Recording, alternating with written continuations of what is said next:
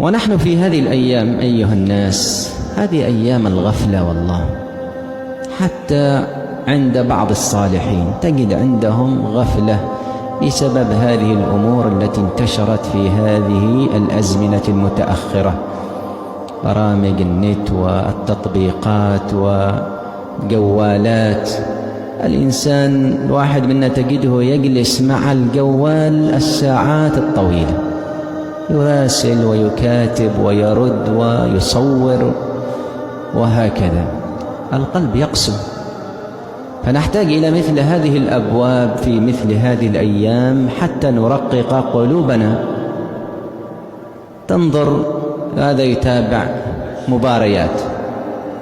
سمعتم قبل أيام ماذا حصل من إطلاق النار وإفزاع الناس وإصابة الناس بهذا العيار الراجع؟ كم أصيب من الناس؟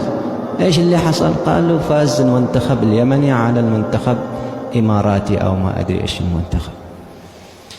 يعني انظر، الناس في بلاد فلسطين وغزة يقتلون بالعشرات والمئات، بيوت تهدم على رؤوس النساء والأطفال، وأنت تفرح بمباراة كرة القدم.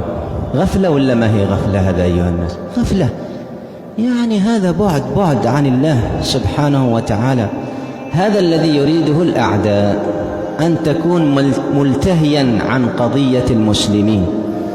يعني يقول لك أنت كن لك شأنك، خلي هؤلاء، دعهم، من يدعو لهم، من ينصرهم، من يصبرهم، وأنت تلهو وتلعب في كرة القدم، وفي بكاء وفي صراخ فالله المستعان.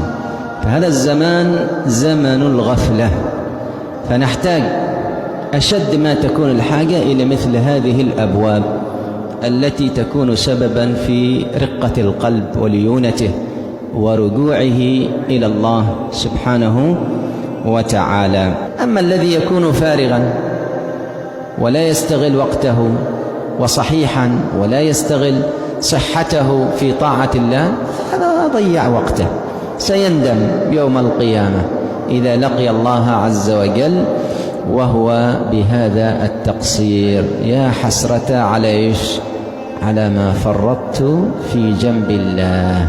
يندم، لكن هل ينفعه الندم؟ ما ينفعه الندم.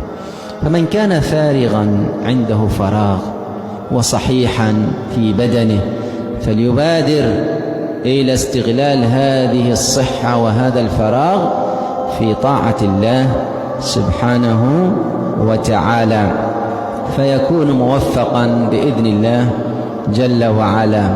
النبي صلى الله عليه وسلم ايش يقول في حديث ابن عمر؟ اغتنم 5 قبل 5، صحتك قبل سقمك، وفراغك قبل شغلك. أنت اليوم فارغ صحيح، وغدا مريض مشغول. بعض الأغنياء ربما ما يستطيع أن يأكل قطعة لحم، قال يضرنا ما أقدر آكل، زبادي، خبز وزبادي ولا روتي وزبادي، ما يقدر. عنده أموال طائلة، يمكن كل يوم بيذبح عجل ما يضره، لكن ما يستطيع، مريض.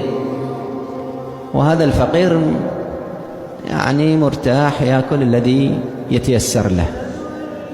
فليس يعني الراحة والسعادة بكثرة الأموال وإنما الإنسان يسعى في رضا الله سبحانه وتعالى على ما تيسر من العيش. نسأل من الله لنا ولكم التوفيق والسداد، وللحديث بقية إن شاء الله تعالى. إلى هنا والحمد لله رب العالمين.